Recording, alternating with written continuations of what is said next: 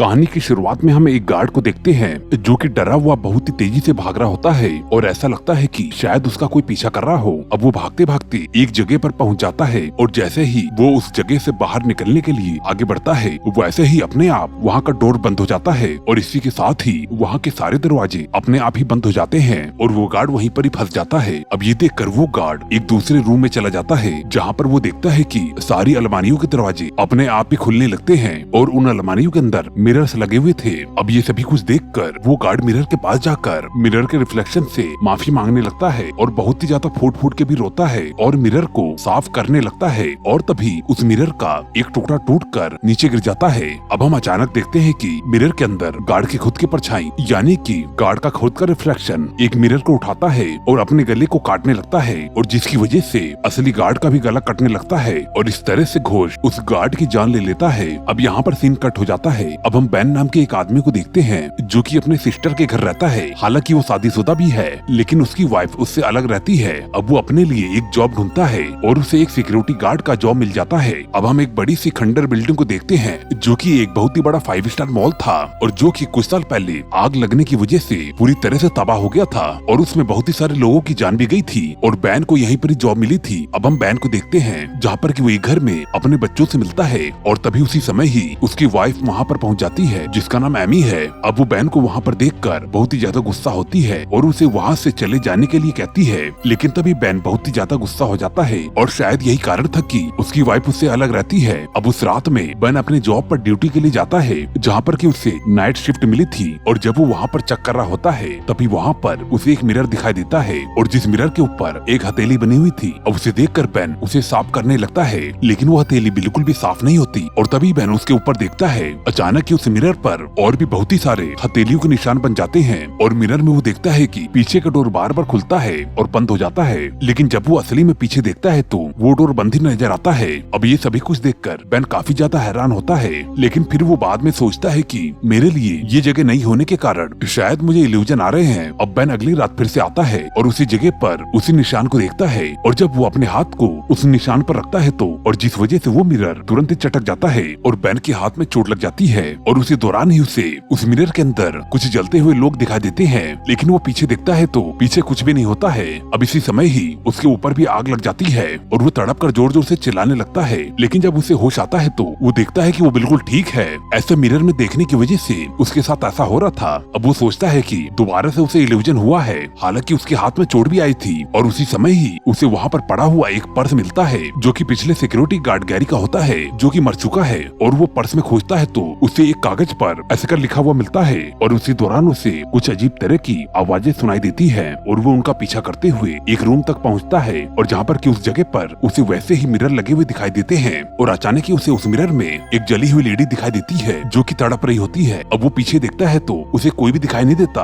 अब बैन समझ जाता है कि ये सभी कुछ चीजें उसे मिरर में ही दिखाई दे रही हैं, यानी कि ये असल जिंदगी में नहीं हो रही हैं। अब जो अजीब इंसिडेंट बैन के साथ हो रहे थे अब वो उसकी फैमिली के साथ भी होने लगते हैं। अब बैन का बेटा जो कि बच्चा है अब वो मिरर में वैसे ही हादसे को देखता है और जिस वजह से वो रात में चिल्लाने लगता है और तभी वहाँ पर एमी आती है और उसे शांत करके सुला देती है। अब अगले दिन बैन को एक पार्सल मिलता है जो कि गैरी लेविस के नाम से भेजा गया था और जब वो उसे खोलता है तो उसमें उसे बहुत सारी न्यूज़पेपर की कटिंग मिलती है जिसमें कि उसी बिल्डिंग में लगी हुई आग के बारे में न्यूज होती है। अब बैन ये देखकर अपने सुपरवाइजर से बात करता है और वो बताता है कि पता नहीं किसी वजह से वो गाड़ी एक रात में किसी रहस्यमय तरीके से अपना गला काट लेता है। ये सुनकर बैन एकदम से चौंक जाता है और अब वो अपनी वाइफ के पास जाता है जो कि एक डॉक्टर है। अब वो उससे गैरी की डेड बॉडी को दिखाने के लिए कहता है। एमी ऐसा करने से मना करती है लेकिन बैन उससे बहुत ही ज्यादा रिक्वेस्ट करता है और जिस बात पर वो बैन की बात को मान लेती है। अब वो उससे उस गार्ड की बॉडी दिखाती है। अचानक से बैन देखता है कि उस बॉडी का रिफ्लेक्शन सामने ग्लास में मूव होता है और जिसे देखकर बैन बहुत ही ज्यादा डर जाता है और फिर उसकी वाइफ उसे समझाती है। अब दूसरी ओर हम बैन की सिस्टर को देखते हैं जो कि नहाते समय अपने आप को मिरर में देखती है और जब वो वहाँ से टब में नहाने जाती है तो लेकिन उसका रिफ्लेक्शन अभी भी मिरर में ही खड़ा था और जब वो टब में नहा रही होती है मिरर के अंदर उसका रिफ्लेक्शन अपने मुंह को फाड़ने लगता है और उसी तरह ही रियल में उसका मुंह फट जाता है और जिसकी वजह से वो वहीं पर ही मारी जाती है। और जब बैन ये सब कुछ देखता है तो वो बहुत ही ज्यादा दुखी हो जाता है क्योंकि ये सब कुछ उसकी वजह से ही हो रहा था। अब उसको मिरर के ऊपर बहुत ही ज्यादा गुस्सा आता है और अब वो स्टोर में जाकर वहाँ पर लगे हुए मिरर्स को शूट करने लगता है लेकिन वो देखता है कि उन मिरर्स पर गोली का कोई भी इफेक्ट नहीं पड़ता और वो मिरर्स वापस वापस से ठीक हो जाते हैं। ये सब कुछ देखकर बेन उस मिरर के सामने बैठकर रोने लगता है और बहुत ही परेशान हो जाता है और कहता है कि आखिरकार मैंने तुम्हारा क्या बिगाड़ा है और तुम मेरा पीछा क्यों नहीं छोड़ रहे हो। और तभी अचानक ही उस मिरर में दरार पड़ती है और जिस दरार से मैसेकर वर्ड बन जाता है जो कि पहले बेन को गैरी के वॉलेट में मिला था। शायद इसी वजह से गैरी भी मारा गया था। अब बेन उन सभी पेपर्स में मैसेकर नाम के आदमी को ढूंढने लगता है। उस दौरान उसे टेरेस बेरी नाम के एक शख्स के बारे में मालूम चलता है जिसने कि उस स्टोर में आग लगाई थी और इस समय वो किसी हॉस्पिटल में एडमिट है। अब उससे मिलने के लिए बेन हॉस्पिटल में जाता है जहाँ पर कि डॉक्टर उसे एक वीडियो दिखाता है। उसमें टेरेस खुद एक्सेप्ट करता है कि उसे ने ही स्टोर में आग लगाई थी और वो भी मैसेकर नाम के शख्स को ढूंढ रहा था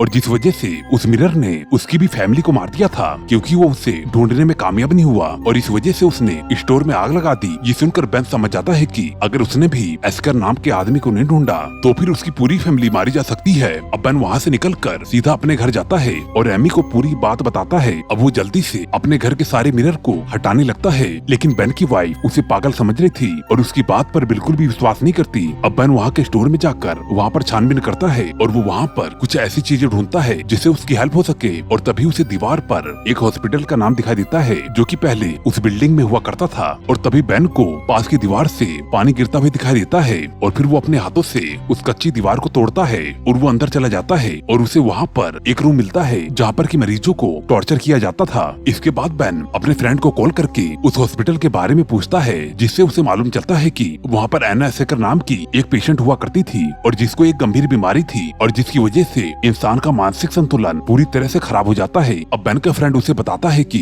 एना के हॉस्पिटल में एडमिट होने के कुछ ही दिन बाद सभी मरीज पागल होकर एक दूसरे को मारने लगे। इस घटना में एना के साथ साथ उसके डॉक्टर भी मारी जाती है और अब इसके बाद उस हॉस्पिटल को बंद कर दिया गया था और वहाँ पर उस मॉल को बनाया गया था। इसके बाद बेन अपने घर पर आता है तो फिर उसे मालूम चलता है कि जिस दिन हॉस्पिटल के सारे मरीज मारे गए थे उसके 2 दिन पहले ही एना हॉस्पिटल से डिस्चार्ज हो चुकी थी और एक कार्ड पर उसे एना का एड्रेस भी मिलता है जिसे देखकर बेन उससे मिलने के बारे में सोचता है। वही हम दूसरी ओर देखते हैं कि बेन का बेटा जो कि एक जगह पर बैठकर अपना ही रिफ्लेक्शन से बातें कर रहा था और तभी वहाँ पर एमी आती है जो कि उसे अपने पास बुलाती है लेकिन तभी वो देखती है कि माइकल के उठ जाने के बाद भी मिरर के रिफ्लेक्शन में एमी अभी भी बैठा हुआ है। उसे देखकर वो बेन को कॉल लगा के तुरंत ही सब कुछ बताती है और अब बेन जल्दी से घर पर आकर सभी मिरर्स को पेंट कर देता है। इसके बाद वो एना का एड्रेस लेकर निकल जाता है जहाँ पर उसे जाकर एना की फैमिली मिलती है और वहाँ पर उसे मालूम चलता है कि एना के घर आने के बाद उनके पूरे घर में मिरर्स की वजह से अजीब घटनाएं होने लगी थी और इस वजह से उसे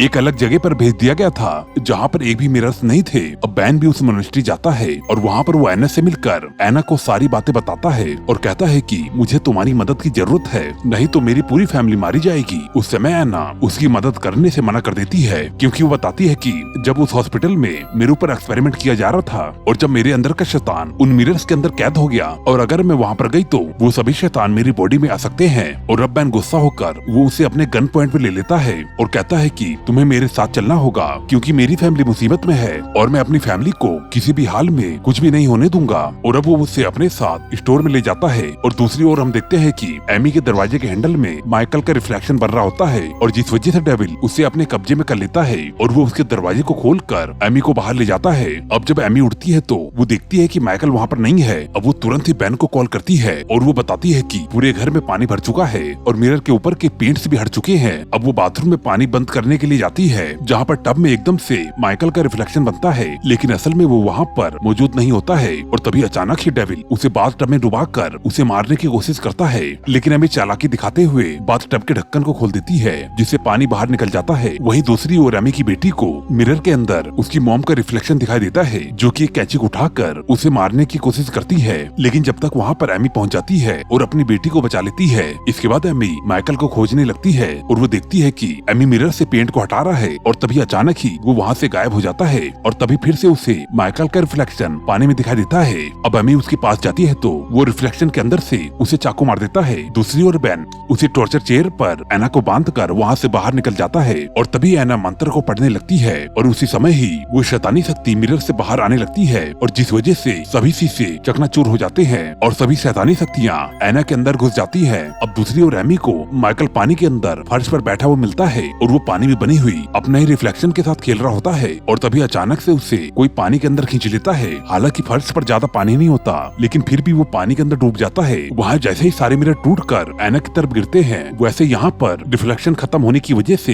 एमी पानी से बाहर आ जाता है। वही दूसरी ओर शैतान के घुसने की वजह से एना बहुत ही भयानक रूप ले लेती है और फिर उसके बाद वो बेन के ऊपर अटैक कर देती है। बेन उसके ऊपर लगातार गोलियां चलाता है, लेकिन एना के ऊपर गोलियों का कोई भी फर्क नहीं पड़ता और तभी बेन उसे पकड़कर एक गैस की पाइप पर पटकता है और जिस वजह से वहाँ पर लीकेज हो जाता है और बेन के गोली चलाने से वहाँ पर जोरदार ब्लास्ट हो जाता है और एना के साथ साथ बेन भी वहाँ दीवारों के नीचे दब जाता है। और आखिरी में हम देख पाते हैं कि बेन अभी जिंदा है और वो उस बिल्डिंग से बाहर निकलता है और फिर वो देखता है कि वहाँ पर बहुत ही सारी पुलिस और एम्बुलेंस की गाड़ियाँ खड़ी हैं और बेन देखता है कि वहाँ पर लोरेंजो भी खड़ा है और उसके नेम टैग पर उसका नाम उल्टा लिखा हुआ है और वो जहाँ भी देखता है हर चीज उसे उल्टी लिखी हुई दिखाई देती है। अब जिससे बेन समझ जाता है कि आखिरकार वो मर चुका है और मिरर का इफेक्ट उसके ऊपर भी आ चुका है और इस मिरर की दुनिया में वो अपने आप को फंसा हुआ पाता है। और दोस्तों इसी के साथ ही मूवी एंड हो जाती है। दोस्तों आपको ये वीडियो कैसी लगी मुझे कमेंट करके जरूर बताएं और दोस्तों ऐसी वीडियो रोज पाने के लिए चैनल को सब्सक्राइब करके साथ में दिए गए बेल आइकन को दबा देना, क्योंकि बेल आइकन दबाने से ही